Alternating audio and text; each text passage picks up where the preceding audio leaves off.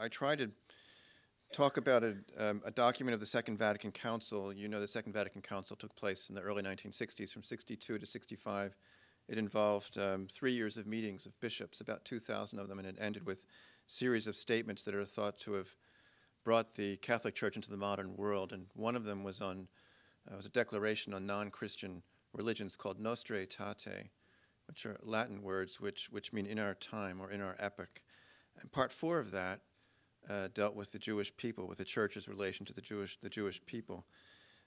I say in the book that it was a revolutionary document because it involved a complete shift with ideas that the Church had held about Jews dating back to the earliest days, back to the first and second centuries. Before the Council, so before 1965, this is when the document was actually voted upon and passed overwhelmingly by the bishops. Catholics were routinely told that Jews were cursed and would remain living under a curse until they became Christians. That was an event that was expected to take place at the end of time, at the eschaton. Right at the end of time, there was a vision that Jesus would return and Jews would massively turn and accept Jesus as their Savior.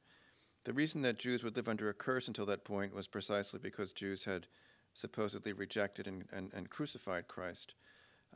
That's the core teaching of what we call anti-Judaism, as distinct from anti-Semitism. The two are actually related in interesting and ways that are difficult to specify, but anti-Judaism is usually the word that's given for theological sources of contempt for Jews. In Nostra Aetate, the Church taught something very different. It was really a 180-degree shift. Among other things, that the Jews are most dear to God. This is taken from Paul's letter to the Romans, chapters 9 to 11, and that the Jews are still living in a covenant with God, and that the covenant will endure till the end of time. So it really takes the core teaching of anti-Judaism and reverses it, undoes it. In my view, at least in intellectual terms, rather successfully. To give you a more palpable sense of what the shift meant, maybe in realistic terms, these days, I think we take it for granted, Catholics among us, that we can attend ceremonies of our Jewish friends and neighbors, bar mitzvah, for example, that we can attend these ceremonies and celebrate great turning points in people's lives with full seriousness and full recognition that we're witnessing rituals full of meaning. Before Vatican II in the 1950s, for one thing, Catholics were told not to attend these services at all. But secondly, they were told routinely that the services had no meaning, that they were without any kind of substance since the days of Christ, that Judaism was living a life, basically a protracted life, kept alive in order to serve the ideas that Christians had about Jews.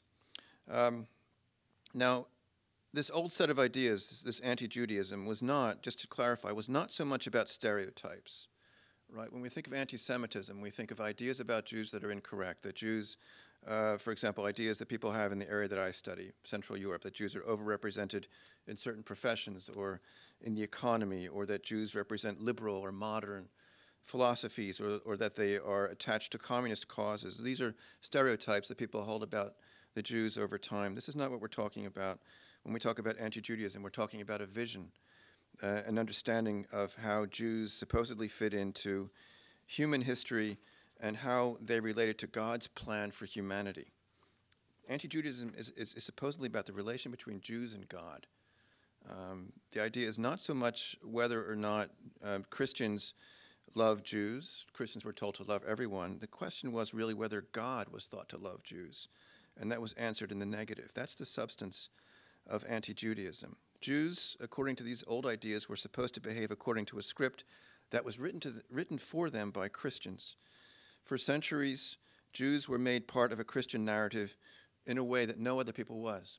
And that is why anti-Judaism is distinct from other kinds of hostile teachings. In a sense, what Christians did is usurped ownership of the story of the Jews and claimed to know with certainty what the Jewish fate was. That fate was conversion at the end of time. And Jews had no say in any of this. So in retrospect, I think we can say that this was a dehumanizing view if we think that human beings are about making free decisions, because according to anti-Judaism, Jews were treated not as free human agents, but as quasi-automatons who would file, as it were, into the church, whether they wanted to or not. If you wanted to sum up what anti-Judaism was in one word, I think it would be that Jews were thought of as a problem. Not even so much as human beings, but as a problem to be solved at the end of time, at the eschaton, when they became Christians. So I've now sketched for you this rather bizarre set of ideas, and now something even more bizarre in a sense is that it's a mystery that the church ever divorced itself from these ideas. Not that it had to or should, but that it did. You might ask, well, what about the Holocaust? Didn't the Holocaust make it evident that there was a problem? I can tell you that I've read pretty carefully from my book, The Catholic Press, from Western Europe, from the US, from all over, actually, the languages that I could follow, from the 1940s and 50s, and virtually no one said that there was a link, not even in Commonweal, by the way. Although there were some excellent authors writing for Commonweal, virtually no one said there was a link between the crimes perpetrated by the Nazi regime during the war and this church teaching. Indeed, with some justification, the church claimed to have been a victim during the war. For example, at Dachau, there was something called the Pfarrerblock, in which about 2,700 priests were incarcerated. The Nazi regime was actually determined to destroy Christianity. So that was, in a sense, the memory that was propagated directly after the war. So how did the shift come about in 1965? It's not easy to say. In my book, it's not the thickest book you'll ever find, but I think there are a good 300 pages in this book. I do what scholars do. I try to offer a complex, multi-layered approach. But it's not the last word. It's not definitive. I think no one could say this is a definitive story of what happened. Reflecting upon what happened in the 1960s, in recent days, I confess that I still find that a lot of mystery hinges to it. Nostra Aetate did not emerge because of the bishops, because of the will of bishops. You know that the Second Vatican Council was about the bishops. It was a meeting of bishops, as I mentioned to you before.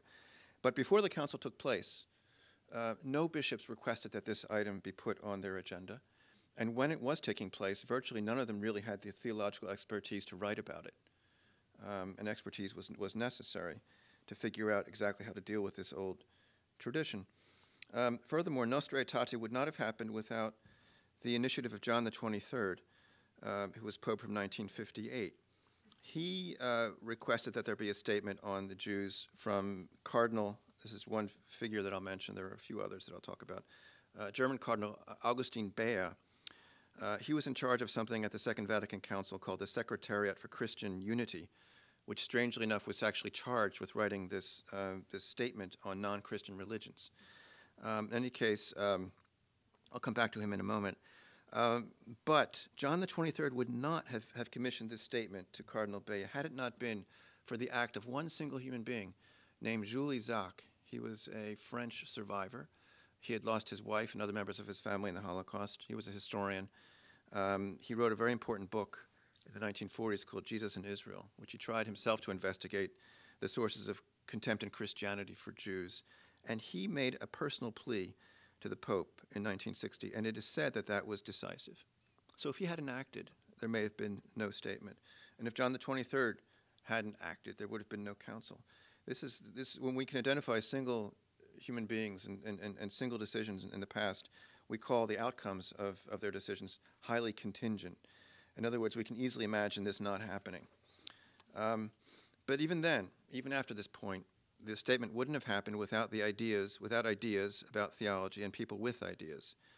The decree Nostra Aetate did not produce itself. It didn't write itself. Right? It had to be worked out by people who had a difficult task. The church couldn't simply say the old teaching was wrong. Somebody had to explain what the new teaching would be. And furthermore, and here's the real trick, they had to produce new teaching while claiming that the new teaching was in fact in harmony with what the church had always taught. And this was not easy. There were extremely few people who could do this. I'm not being facetious, by the way. So it's the people who could manage this kind of trick who are at the center of this book.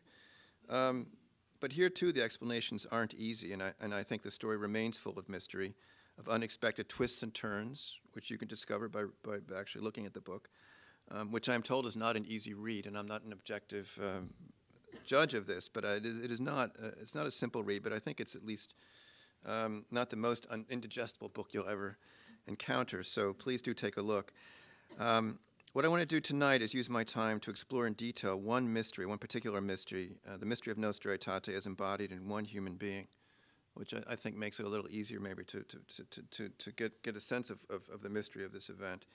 The human being I want to talk about was a central figure associated with a new teaching. He was, in my view, the most important drafter, the most important intellectual who helped write Nostra Aetate. He was a member of Cardinal Bea's Secretariat for Christian Unity after 1961. And that man's name is John Oesterreicher, a Catholic priest and theologian. I'm just going to sketch for you his biography, and then I'll fill it in as I go along tonight. So he was born in 1904 in Moravia.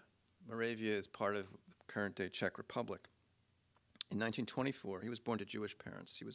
He converted to Christianity, Roman Catholicism, in 1924, so as a young man. Then he was ordained three years later, 1927. In the 1930s, he did two things. He was in charge of the Diocese of Vienna's mission to the Jews, so Vienna, Austria. At that point, not under Hitler's rule, but he was also, because Austria was under the shadow of Hitler at that point, and he was very bothered by the racist teachings of the Nazis. He was an opponent of Hitler and united with other Catholics in trying to undo the ideology of Nazism for the sake of Christians. In 1938, he escaped to France, to Paris. He worked there for a couple of years. In 1940, he escaped from Lisbon to the United States. Worked in Manhattan for a few years, learned English very quickly. In the 1950s, he set up something called the Institute for Judeo-Christian Studies at Seton Hall University in New Jersey, and he taught there actually to the end of his life. In 1961, he was called to the Vatican Council as an advisor to the bishops, apparitus. He died in 1993. So what is the mystery in this man? Well, the mystery, just to put a fine point on it, is that in 1964, so during the council, he was the person who found a solution, a formulation that went into Nostra Aetate to solve the knottiest problem encountered in work on the draft, the most difficult problem actually that the council faced in 3 years in some people's view, crisis moment in the council where the bishops didn't know where to go. And I'll talk about this a bit later on. This crisis involved the question of whether the church does or should imagine the future of the Jews lies in becoming Christian. This is this vision issue that I mentioned to you before. Another word for it might be an eschatological vision. What happens at the end of time? And this is going to seem very strange to you. I told you at the beginning there are strange things in this talk, right? How often do we think about the end of time? But this was a concern before the council, during the council, and indeed in the 1930s, and I'll tell you about that in a moment. So Oesterreicher found this formulation that helped the church over this severe crisis. Yet a few years earlier, 1960, I have documents showing that Oesterreicher still believed that the Jews were deeply deficient and needed to convert. His word in German was Umkehr. They needed to turn to Christ in order to overcome their deficiency. And before that point, I would say that Oesterreicher was probably the most serious Catholic on the planet when it came to mission to the Jews. He was the person who was really trying to work out schemes by which Jews could become Christians. So he's the man that actually developed a formula by which the church said goodbye to the agenda of mission. So that's the mystery. So how do we make sense of this man's long life? He lived almost 90 years. I can't give you definitive answers, but it's the story indeed of a conversion of a sort. And Umkehr, as he would say, this is a German word which means a complete transformation of one's inner being. But this conversion was not, as you've probably sensed, not of Jews to Christianity, but of John Oesterreicher and the church to a new vision of the Jews. 50 years ago, by the way, Nostra Aetate is exactly 50 years ago, was passed 50 years ago this October, when the bishops voted for it overwhelmingly, in October 1965, and then it was promulgated by Pope Paul VI. But the beginning of his life, as I mentioned, was 1904. He was born in the home of the Jewish veterinarian Nathan and his wife Ida in a place called Stadtliebau. It's the German name of a tiny town in the German language community in northern Moravia, at the very southern edge of an area that we know historically as the Sudetenland. This is the area that Hitler demanded from Czechoslovakia in 1938. It was an area of Czechoslovakia where people spoke German. At the age of 10, Oesterreicher began attending the gymnasium, or the local high school, in nearby Olmütz. That's the German, the Czech is Olomouc, and it was there that his lifelong interest in Christianity began. One day in 1917 or 1918, young Hans, I know his name, he was called Hans as a boy, I know that from later correspondence, Oesterreicher happened upon a thin volume excerpting the Gospels in a bookstore near school, and then took the book home. The book was called Christ's Words, Worte Christi. He read the book in secret, didn't show it to his parents. The editor of this book, it turns out, was a man named Houston Stewart Chamberlain, whom we know as the apostle of modern racism. And there's some irony to this, because Oesterreicher's first book of 1940 was in fact a tract against racism. So oddly, the racist Chamberlain opened the way into the church of the church's stoutest opponent of racism, because Oesterreicher was the first person to produce in 1940 a complete and devastating critique of racism. It appeared in France. I'll mention it briefly in a little bit. Now, we don't know much about his path to conversion to Christianity, other than that it was not a short one. He didn't come to the Catholic Church very quickly. After the gymnasium, he moved to Vienna and studied medicine. He wasn't baptized until 1924.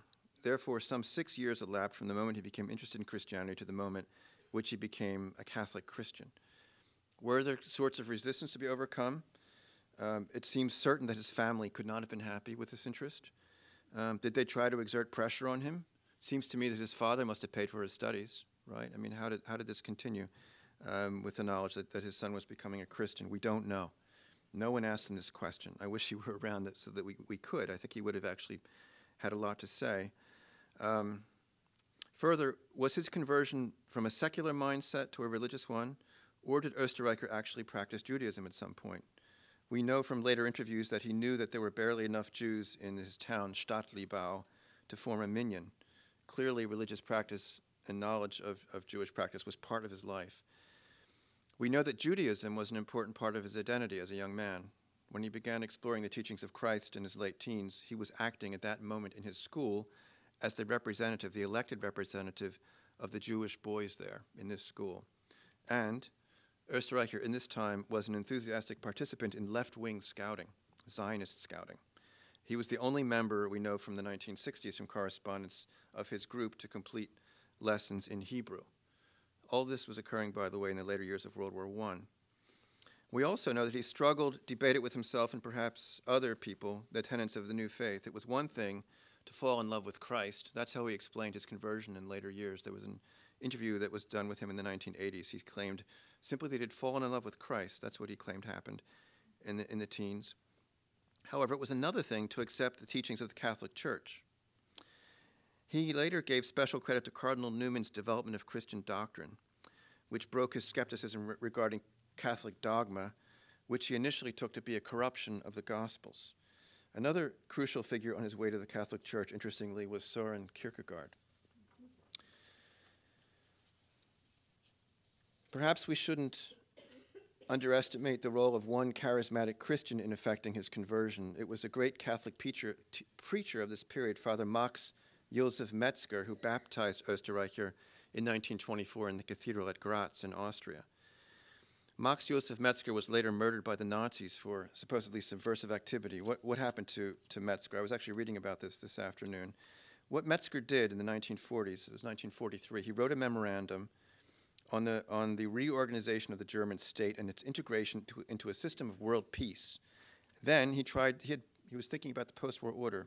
There were actually German politicians and theologians doing this at this point, imagining the world after Hitler. This was a treasonous activity, just to think about this, right? It was defeatism. He tried to send this memo to the Archbishop of Uppsala. Now, what is interesting about that? This is not a Catholic archbishop. This is a Protestant archbishop. Metzger was deeply involved in ecumenism, very unusual for Catholics in this period. Tragically, the courier that he gave this memorandum to turned out to be an agent of the Gestapo.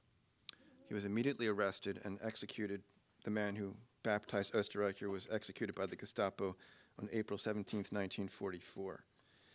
Metzger was a strong personality. He's remembered as himself being a kind of missionary type. And he was interested in union of the church with other Christians. He was also a proponent of pacifism. An interesting fellow. So I find it interesting that Oesterreicher was closely associated with this man. He was probably the most serious figure in European Catholicism at that time, trying to reconcile the Catholic Church with other faiths. This was a deeply unpopular activity at this point in European Catholicism. Once Oesterreicher became a Catholic, he never did anything by half measures. He suddenly decided he would be a priest. He abandoned his medical studies, and he graduated from the seminary in 1927, a year ahead of everybody else in his class. This is typical for him. Max Josef Metzger he worked for a number of years after that. He began familiarizing Oesterreicher with the workings of Catholic publishing. Metzger was himself a publisher of a journal called Missionsruf, the Call of Mission, which was ecumenical in character. Then Oesterreicher spent a few years in Catholic youth work, undoubtedly aided by his experience in Zionist scouting, before beginning what he called his life's work, Mission to the Jews. That's what he called it at that time. After the council, he called it something different. He called it Encounter with the Jews. It's after Vatican II. He claimed that the trigger for this interest was the year 1933. It was the persecution of Jews in Germany that got him specially interested in what he called the Jewish question. But as I'll note in a moment, things were not that simple. That is, his interest in the rise of Hitler in Germany, his horror over the rise of Hitler in Germany and the persecution of the Jews was connected to this Catholic vision of salvation with a particular role for Jews in bringing about the redemption of the world. Let me note a few things about the trajectory of Oesterreicher at this point in the 1930s. The first thing that I find really strange and difficult to understand is that he got into some helpful and stimulating, but also some very odd company in Vienna in these years. Particularly strange is that he grew close. He called, you know, in German they have the informal way of talking to people. There's du and sie. So the formal way that you talk to people you don't know is sie, but the informal, that is very difficult to reach. And I've known people for decades that I consider close friends. I've never gotten over that barrier with them. But Oesterreicher got over this barrier with one of the period's premier Catholic preachers, a Jesuit, named Father Georg Bichelmeier. But Bichelmeier was also a racist. Bichelmeier taught in this period, the 1930s, 1936-37, that baptized Jews were still deficient. That is, Jews who had converted to Christianity were still deficient and had to work on themselves for several generations before becoming full-fledged Christians. Supposedly they had damaged genetic material, and this damage related to the original sin of rejecting Christ. That was his view. This was not unique, and you'll find that out if you look at my book, among German Catholic theologians and Protestant theologians of this period. Now, this view obviously bothered Oesterreicher because Oesterreicher was of Jewish background, and he therefore sought to publish a refutation of Bichelmeier's ideas in his own journal, a journal called Die Erfüllung, or Fulfillment. Because Bichelmeier, this Jesuit, was powerful within Vienna, he was also politically powerful. Oesterreicher couldn't take him on directly. And the reason, by the way, that he knew him so well is because Bichelmeier, strange as it may sound, was also involved in Mission to the Jews with these ideas, right? So Oesterreicher called upon, this is the second really important person I'll talk about tonight, a Swiss-German theologian, Catholic theologian, who was also a convert from Protestantism named Karl Thieme, to write a response against this Catholic racism. So Thieme, a brilliant man, my credit actually, the major formulations at Vatican II, and Oesterreicher, here began a friendship, so 1934-35, that lasted until 1960, when the two men suddenly stopped speaking to each other. Like Oesterreicher, Karl Thieme reached his convictions with passion, vigor, and a kind of missionary impulse. And although the two men were close, they never became per du. They never said du to each other in German. Interesting things about Thieme. He was a Marxist. If you know anything about Catholicism in this period, very, very unusual. He was a man of the left. He was actually a man of broad horizons and relatively open-minded. But in any case, it's very unusual in European Catholicism for a Catholic to combine Catholic ideas with Marxist ideas or Marxist influence. He was a member of the Social Democratic Party of Germany. He left the Protestant Church of Germany when the Protestant Church of Germany began discriminating against Protestant pastors of Jewish background, so-called non-Aryan Christians. He was, like John Oesterreicher, a convert. Okay, the second thing I want to note about this period in Oesterreicher's life is that Oesterreicher, this is not surprising, was deeply unpopular among Vienna's Jews. Vienna's chief rabbi, David Feuchtwanger, called Oesterreicher a false friend because he was a false friend because he seemed to oppose anti-Semitism, but in fact wanted to destroy the Jewish faith.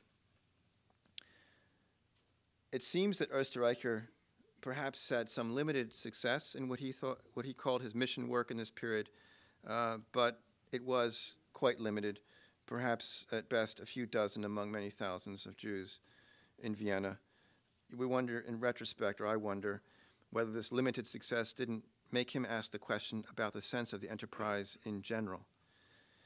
We don't know. We don't know if he got frustrated over the difficulties of his mission.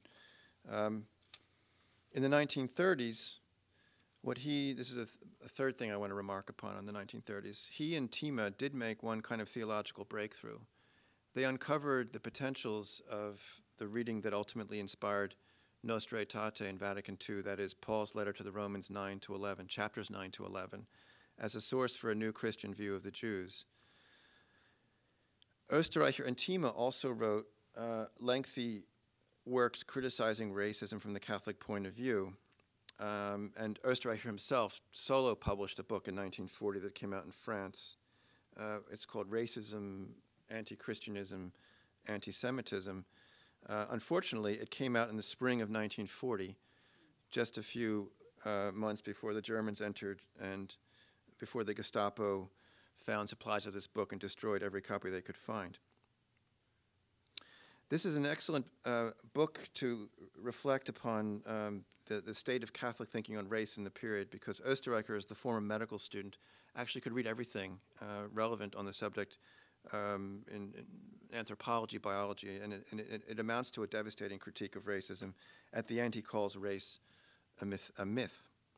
So he was a very determined anti-racist. He was also, I would say, courageous. Up until late May 1940, so really virtually to the last minute, he broadcast sermons from an Austrian radio station in Paris. It was an émigré radio station into the Third Reich in German, and he said some daring things. He called Hitler, for example, the antipode in human form over the airwaves. In other words, the Antichrist. And one wonders what would have happened if Pius XII had spoken out in these very clear terms.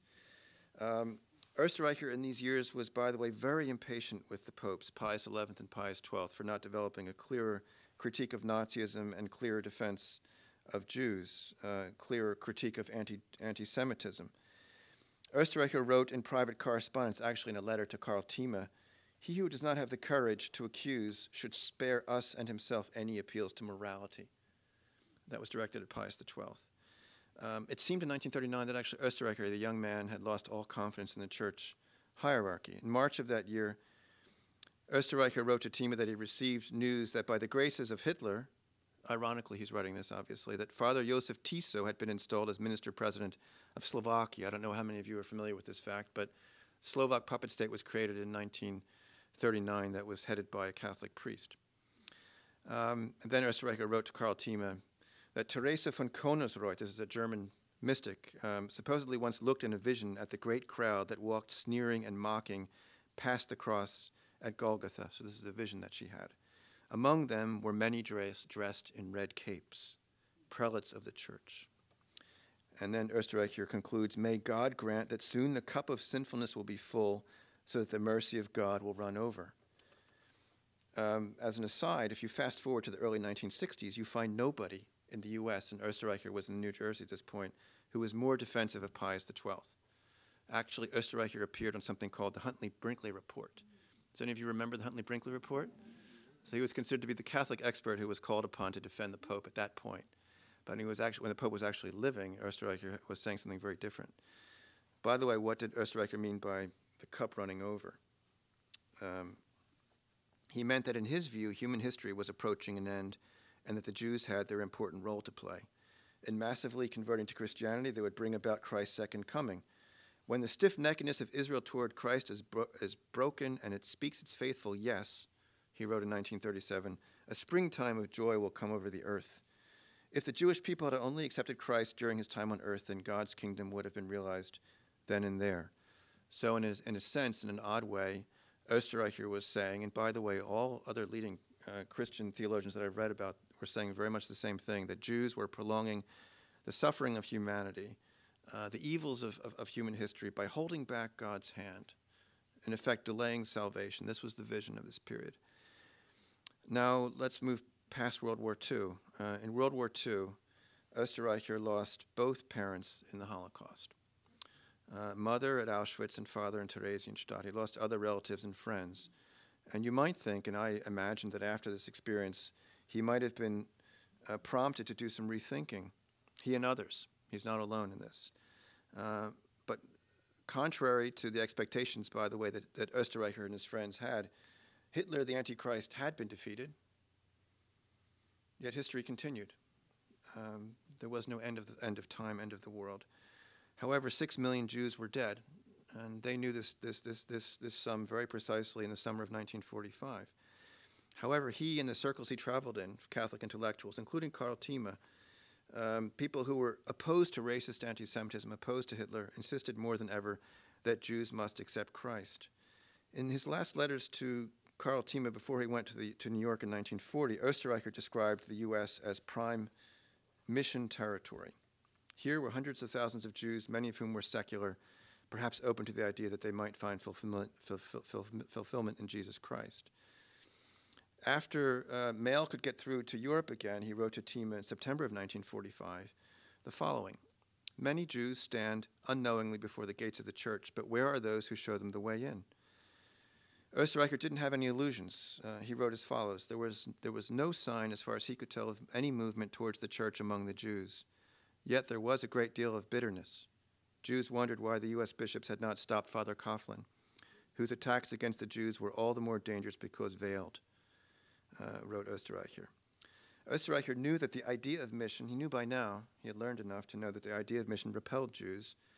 More than that, that Jews suspected missionary intentions in any overtures of Christians to Jews in whatever matter. Oesterreicher even proffered advice for German bishops about to make an appeal to the Jews after the war. This is West Germany's bishops. "I don't know if it's good to close the appeal with the words, 'to gain recognition of Jews for their king.' I fear from experience that many Jews will not react well to this. They will say, 'We are worth something to Catholics only as much as we represent objects for conversion.'" So he had an inkling of the problem, precisely because he thought of himself as a missionary. Yet his own success as missionary, despite what he thought, his own more subtle approach to the matter, he spoke, for example, in 1948 of the apostolate to the Jews, not to the mission to the Jews, was marginal. In the early 1950s, Oesterreicher was offering 3 cycles of courses in Catholic teaching to adults at St. Peter's Church in New York City. This is at 16 Berkeley Street. But as he wrote to his Monsignor, the results had been rather disappointing. The overwhelming majority of people were Catholics, he wrote, and there were only 2 converts who might not have come to the church if it were not for these courses. So his net gain was 2 converts in New York City. He felt he needed a place of higher visibility, not a soapbox or a parish chapel from which he might catch the ear of unsuspecting Jews, but some platform, some broader platform for reaching out to an audience that really wanted to hear what he had to say. American Catholics. In these years, when he was frustrated by his mission appeals in New York, what he did is he took to the road and he talked to audiences, especially in the Midwest, who were interested in what Catholic teaching was on the Jews. So those came to be the audiences that would actually listen to what he had to say and found it interesting. So in 1953, he opened at a Catholic university, Seton Hall in New Jersey, the Institute for Judeo-Christian Studies, in order to intensify what he called his special work. He was no longer talking about mission. But as in Vienna, remember in Vienna he was publishing this journal called Die Erfüllung, It was actually an interesting kind of journal full of criticism of Nazism, but also full of other kinds of articles trying to persuade Jews to convert to Christianity, and suggest that some Jews were doing that. His journal at Seton Hall in the 1950s was called The Bridge. It came out in 5 volumes. You may have seen it. This journal had occasional pieces refuting anti-Semitic stereotypes, but others quarreling with aspects of religiosity in the Jewish tradition, for example, in the writings of Martin Buber and Abraham Joshua Heschel, claiming that these men were actually untrue to Hebrew scripture. The point of Oesterreicher's enterprise, he said, was to study and learn, but it was also to demonstrate the supposed superiority of the Christian way. In this period, no Jews wrote for Oesterreicher. However, at one point in 1956, the editors of The Bridge suggested in their advertising materials that one rabbi had reviewed The Bridge favorably. The following year, that rabbi, Jacob Peduchowski of Cincinnati, a Reform rabbi, rebuked Oesterreicher for creating false impressions by selectively using in materials advertising the Institute and The Bridge excerpts of a review that Peduchowski had written the previous year in commentary.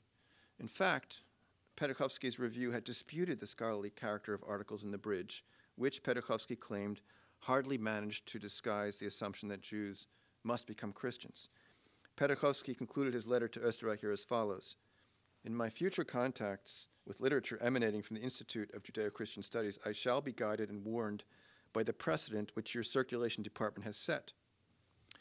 Oesterreicher roared back in his correspondence, criticizing Peduchowski for his views on Reza Maritain, this is Jacques Maritain's wife, but also, like a good missionary, sending the rabbi volume 2 of The Bridge. In the late 1950s, Oesterreicher, as one of the time's leading Catholic authorities on Judaism, was an important part of a small international working group on Christian-Jewish relations that met yearly at Apeldoorn, Holland. This is where he met, for example, with Karl Thieme and others interested in these issues. This group made a declaration in the summer of 1960. There's no time to go into it, but in the book I show that it in some ways prefigured the Vatican II statement on the Jews. It would seem, since Oesterreicher was part of this group, that he was gradually modifying his views. And I can tell you that Karl Thieme was far ahead of Oesterreicher by this point. About 1949, 1950, Karl Thieme was writing with great assurance, reading St. Paul's letter to the Romans in new ways, that Jews were pleasing to God as Jews. It was a major breakthrough that took place through his correspondence with Martin Buber, who had become somebody that he was becoming quite close to intellectually. So Thieme had gone through his own sort of Umkehr to a new way of looking at the Jews. It's not clear that Oesterreicher had done this by this point.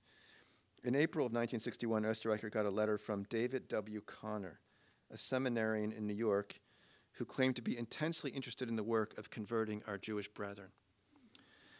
Connor wondered whether Oesterreicher had realized his own ambition for creating an Institute of St. Peter, as he described in 1948 brochure, Apostolate to the Jews. Is Jewish missionary work being carried out by Catholics at any level? Connor asked. Oesterreicher responded that there was no organization of this sort, nor was any diocese assigning and training priests for the work, and look at the wording, the work of reconciliation between church and synagogue. The Institute of Judeo-Christian Studies at Seton Hall, so he didn't create an Institute of St. Peter as he had promised in 1948, differs from the proposed Institute of St. Peter mainly in these respects. It is an academic institution. Its emphasis is on study and literary output, and its spirit is ecumenical rather than missionary. Had he by this point, 1961, abandoned the idea expressed in a letter to Karl Thieme just months earlier that Jews needed an Umkehr, this is a German word again for a complete transition. What did he mean by ecumenism, outreach to other faiths? What did he mean by that? What did he mean when he said that his institute was ecumenical and no longer missionary? Karl Thieme, by that point, in my view, was the leading theological expert on Christian Jewish affairs within Central Europe. He lived in Switzerland and Germany. He published a very important journal called the Freiburger Rundbrief. Karl Thieme believed at this point that Oesterreicher indeed was still a missionary, or as he wrote, represented a missionary point of view. And Karl Thieme feared that Oesterreicher was bad-mouthing him among Europe's bishops for being weak theologically on the question of mission to the Jews, and broke off all contact with Oesterreicher in 1960. In private correspondence, Thieme called Oesterreicher Monsignor Grand Inquisitor. So that's the way his old friends seemed to him by that point. However, in the spring of 1961, Monsignor Grand Inquisitor was taken on as an advisor at the Second Vatican Council and helped prepare the early drafts of the Statement on the Jews, Nostra Aetate. Preparation of that statement encountered suspicion and hostility from the start from various quarters, in particular bishops of the Eastern churches and certain conservative bishops from the Mediterranean, Italy and Spain in particular. A low point was reached in the spring of 1964. Oesterreicher described the problem, and by the way, by this point there were various drafts in circulation, and I think the theological advisors, Oesterreicher and others, had reached one that they thought was good. Oesterreicher described the problem of that point in a letter to Franz Cardinal Koenig of Vienna. I don't know how many of you know Franz Cardinal Koenig was a leading theological figure in Central Europe for many decades, relatively enlightened figure, I would say. Technically, Cardinal Koenig was the boss of Oesterreicher because till the end of his life, Oesterreicher remained a priest of the Diocese of Vienna, Austria. So Koenig was his ordinary, his boss. Oesterreicher wrote as follows: "Unfortunately, the news about the scheme on the Jews are not favorable. The original draft has been weakened more than once, so that in the end, probably no more than a few non-committal phrases will be left. There were problems of all kinds about whether to use the word deicide, how to condemn anti-Semitism and the like. Particularly troubling were words that had just been added by conservative cardinals close to Pope Paul VI. There was a new pope as of 1963, suggesting that the church wished to continue a mission to the Jews. The new section that was added to the already existing draft read as follows: It is also worth remembering that the union of the Jewish people with the church is part of the Christian hope. Therefore, following the teaching of the apostle, meaning Paul, the church waits with unshaken faith and deep longing for the entry of that people into the fullness of the people of God established by Christ." This is precisely that vision I told you about earlier, right? This is precisely about how Jews will supposedly behave at the end of time. This section was leaked, I think it was actually by a Jesuit priest, and became known to the world media. Knowledge of these words stirred the American Rabbi Abraham Joshua Heschel to make a famous declaration that he was ready to go to Auschwitz at any time if faced with the alternative of conversion or death. But note that this doctor draft didn't say anything about conversion, forced conversion, mission. All that it did was invoke this vision of Jews as being subservient to a Christian script. That was sufficient to key the rabbi in on the fact that this tradition of contempt would have continued had that statement been adopted by the church. The situation appeared so dire that the American Jewish community arranged an audience for Rabbi Heschel with Pope Paul VI, after which the rabbi left a lengthy theological memorandum for Cardinal Bea's secretariat. Many of the bishops, especially from North America and Western Europe, were very unhappy about this weakening of the statement. However, they were not experts on Christian Jewish affairs, and therefore it fell to the theological advisors, Oesterreicher and two other priests, all of Jewish background, by the way. I show this in the book. Gregory Baum and Bruno Hussar, to find a new formula that would express the Church's hope for unity of humankind and would also be in keeping with church teaching. At the suggestion of John Oesterreicher, they replaced the text that spoke of Jews joining the church with the following lines that are inspired by the minor prophet Zephaniah. This is finally what went into Nostra Aetate. The church awaits that day known to God alone, on which all peoples will address the Lord in a single voice and serve him shoulder to shoulder. So note, there's no mention of Jews becoming Christian, entering the church, baptism, any of that. It's about humanity becoming united. But it's also an eschatological vision, interestingly enough. The formulation that I've read to you survived numerous attacks in the year 1965 and was approved by the bishops in October of 1965. And so, and here we are at the mystery again, the man who had been the most determined Catholic missionary to the Jews helped the church break with the idea that Jews must become Christians in order to be saved. The missionary helped end Catholic mission to the Jews. However, Oesterreicher didn't provide a footnote. He wasn't a good academic in this point. He didn't show where he got these words from. But I show in the book that he got them from a statement that Karl Thieme had worked out 10 years previously in a manifesto that was sent to an ecumenical conference taking place in Evanston, Illinois. But Thieme himself did not find these words from the minor prophet Zephaniah on his own. He was relying on the work of a Protestant theologian named Karl Barth. Karl Barth, in turn, was relying upon another theologian named Moses Maimonides. So in an interesting way, this statement, furthering ecumenism and making possible ecumenism, was itself an expression of ecumenism.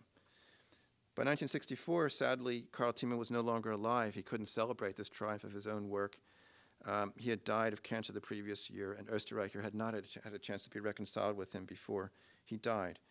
However, Oesterreicher did devote one of his subsequent books to the memory of Thiemann, and I think that he would have liked, indeed, to have some reconciliation, had it been possible.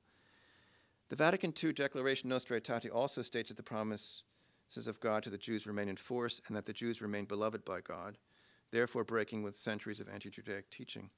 Oesterreicher helped bring about this change, but we can also say that this change changed his own life. After the council, he started doing something, actually even during the council, he started doing something that I haven't found much record of from before the council.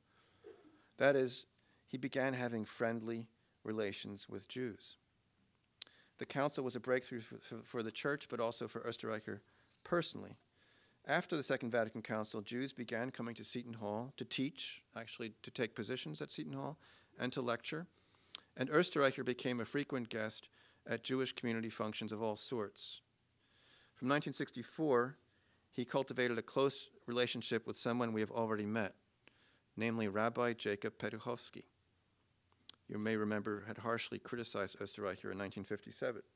But after this point, priest and rabbi traded visits to each other's homes, advising each other on all manner of issues. Oesterreicher was eager for Petuchowski's thoughts on his own writings, took criticism from Petuchowski, and Petuchowski, interestingly, regarded Oesterreicher's interpretations of Christian teachings about Jews as enlightened. In 1966, Oesterreicher was visiting Notre Dame in Indiana, and he was traveling by car, to make a detour on his way home in Cincinnati, where Petuchowski taught. The rabbi, who was delighted, writes on 16 February 1966, far more important than what you and I think of Maurice Eisendrath, I guess they were having an argument about him, is the prospect of your coming to Cincinnati and the substitution of some good viva voce talk for laborious correspondence. If you could be in Cincinnati on Sunday, March 27th, my wife and I would be delighted to have you join us for dinner, and we could spend the rest of the evening in my study talking. This was his first personal meeting with Petuchowski. Oesterreicher wrote on 2 May 1966, "It's been over a month since my visit, and I have not yet told you how happy it made me." In April 1966, Oesterreicher sent a Passover gift, and Petuchowski wrote as follows: "Your thoughtfulness, including the choice of chocolate which may be consumed during this particular week, is greatly appreciated by all of us." Another intimate of Oesterreicher, Dr. Joseph Lichten, was also a pioneer in interfaith relation, director of the Intercultural Affairs Department of the Anti-Defamation League B'nai B'rith in Rome. Lichten's relations with Oesterreicher dated from 1961, so through the council, lasted until Lichten's death in 1987. In the course of this friendship, Oesterreicher spent many happy hours socializing with Lichten and his wife on 2 continents.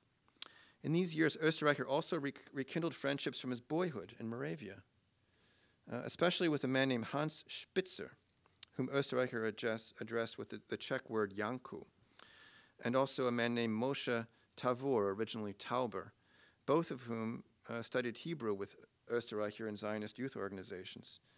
Tavor, or originally Tauber, was also close to writers Heinrich Böll and Max Brod, and served as the cultural attaché of the State of Israel in Cologne in the 1960s. On the first evening of his first visit to Israel in the spring of 1970, Oesterreich managed to see their old Hebrew teacher from Olmutz, a man named Handel, just weeks before Handel died. In condolences to his widow for this wise man and good teacher, Oesterreicher wrote as follows: "If I did not go the way he wished for me, the influence he had upon me was not in vain." Later that year, at a public speech in Seton Hall in 1970, he asked the audience whether Christianity and Judaism were not 2 ways of righteousness that have complementary functions. His answer was that Christianity and Judaism should coexist, both actively serving the cause of God's justice. Their polarity meant to be an agent that makes both communities and the world around them run toward the final consummation of which the prophets dreamed. Do not both communities, he asked, in its own way, serve the will of God and those seemingly apart push together toward the ultimate goal, God's perfect reign and man's delivery from all and every evil. So again, you see the eschatological vision, but interpreted in a different way. Though the Vatican Council had said nothing about Israel, the state, Oesterreicher was very clear about his views. From the 1970s, he acted as a Christian Zionist, insisting that the success of Israel was a sign of divine favor, due not simply to the cunning of her statesmen, the superior strategy of her generals, the bravery of her soldiers, and the steadfastness of her citizens, but to the outstretched arm, Exodus 6:6 of the Lord, which once more rescued his people. Today's Israel is new proof that God stands by his covenant, Oesterreicher continued, that the last word lies not with the inventor of the final solution, but with him. In 1976, Oesterreicher appeared at the American Zionist Federation in New York and expressed his love for Zion, comparing the mystery of Zionism to the mystery of Christianity. At the same time, Oesterreicher was a staunch defender of the Vatican and its refusal in these years to establish diplomatic relations with Israel. He was also deeply critical of those who claim that Christianity must be anti-Judaic, as though anti-Judaism were part of its DNA, and he harshly reviewed the work of some younger Christian scholars, in particular Rosemary Radford Ruther. To this younger generation, interested in Christian-Jewish relations, Oesterreicher had come to seem conservative. To the question of who he was, he told a reporter in 1986 that he was a Jew and a Catholic. If you tell me that to be a Jew is something negative, that I don't believe in Christ, then I am not. To be a Jew is to be called to that people, to be part of its heritage, destiny, and suffering. I was persecuted by Hitler because I gave sermons like that. I was subject to the Nuremberg laws. According to rabbinical law, I am a Jew, but I believe in Jesus Christ with all my heart. If he thought of himself as Jew and Christian, many Jews and Christians saw him as both and as neither. He confessed to knowing that Jews in general would have far preferred dialogue with an Irish or an Italian or even a German Catholic, rather than a Jew qualified by having gone over to the other side, as he wrote. He also knew that for many Christians, he seemed too defensive of Jews, too interested in Judaism, too zealous in his support for Jews and for Israel. Was he Austrian or was he American? I know from listening to a few interviews that he never lost his accent. In fact, he almost seemed to cultivate it in an odd way. But he also never went back to Austria for good. He went for frequent vacations, but he never went back to live, although the Austrian church would have loved to have him back. He couldn't forget, as he wrote in one letter, the feeble way in which Austrian Catholics, he could have mentioned Bichelmeier, he mentioned Dr. Michael Fliegler, tried to explain and excuse their early Nazi sympathies. He refused repeated entreaties to return to Vienna by the Cardinals Innitzer and Koenig. In 1974, Oesterreicher wrote, "I do not consider myself in exile. I feel thoroughly at home in South Orange, but I do not when I return to Austria." South Orange is, by the way, the New Jersey city where Seton Hall is located. Still, he remained, as I mentioned to you, a priest of the Diocese of Vienna to the end of his life. He liked to take vacations in Tyrol, and as Father Thomas Stransky, who also worked in the Secretariat for Christian Unity, Paulist father, told me, he liked to decorate his apartment at Seton Hall as if it were in Vienna, and liked to serve tea in very elegant porcelain. He was what I like to call a border crosser, exemplary of the larger group, very small in number, of intellectuals that I study. It's not just Oesterreicher and Thieme, there are others, there are actually a number of others. Small in number, about 24, which helped propel the Catholic Church into this new time. Virtually everyone before the Council, for the several decades before the Council, who was involved in the struggle against anti-Semitism and anti-Judaism within the Church, was in some way a person who moved across what many thought of as an insuperable boundary, usually a religious one from Judaism to Christianity, but at other times linguistic, cultural, or political. So the major French opponent of racism in the 1930s came from Alsace-Lorraine, French Catholic opponent. Initially, in the 1920s, John, at that point Johannes, wanted to bring his family, his relations, his entire familiar world into his new home, the Catholic Church. But over the decades, he grew to accept diversity and complexity as part of God's plan.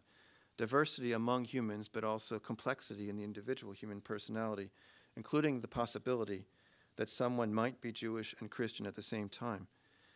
This is a highly controversial view, but Oesterreicher fully embraced it. In the years before his death in 1993, Oesterreicher gained special inspiration from another Central European, the Archbishop of Paris, Jean-Marie Cardinal Lustiger, who was baptized at age 14 in Vichy, France, but considered himself Jewish to the end of his life. Lustiger did not know how else to describe himself. I never claimed to be at the same time a good Jew according to the requirements of the rabbis and a good Christian according to the requirements of the church, he wrote. But I am sure you understand that I cannot repudiate my Jewish condition without losing my own dignity and the respect I owe to my parents and to all those to whom I belong. What interested the elderly Oesterreicher even more than Lustiger's thoughts on personal identity were his reflections upon the Jewish people. Lustiger wrote as follows. Oesterreicher read this in the Catholic Digest, I think it's 1986. The totality of humanity according to God's plan is made up of Israel and the nations, who are to be finally united in the one and only covenant. If you put things that way, it is clear that the last days have not yet been fulfilled. The figure of the Messiah is a hidden one. Christians tend to forget that sometimes they are still waiting for the coming and glory of their Messiah.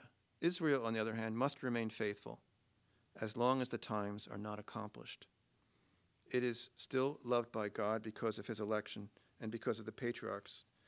God's gifts and his call cannot be abolished. Here Lustiger was echoing Nostra Aetate.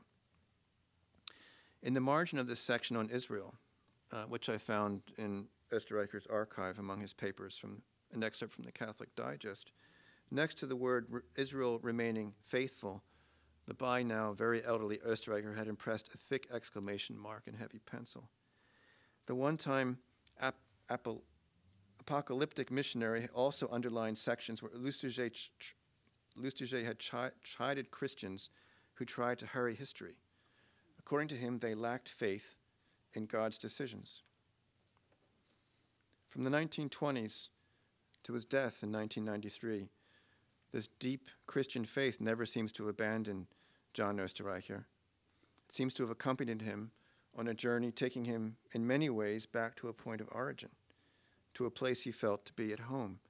But of course this place, in reality, South Orange, New Jersey, Seton Hall University, just a few blocks from Newark, New Jersey, where he was an avowed Jewish Christian in a fabulously diverse, multi-religious and multi-ethnic society, was also a place that no one alive in the Moravian Stadt Libau in 1904 could ever have imagined. In 90 years, Hans, Johannes, and then John Oesterreicher had traveled an incalculable, almost an infinite distance. Thank you for your attention.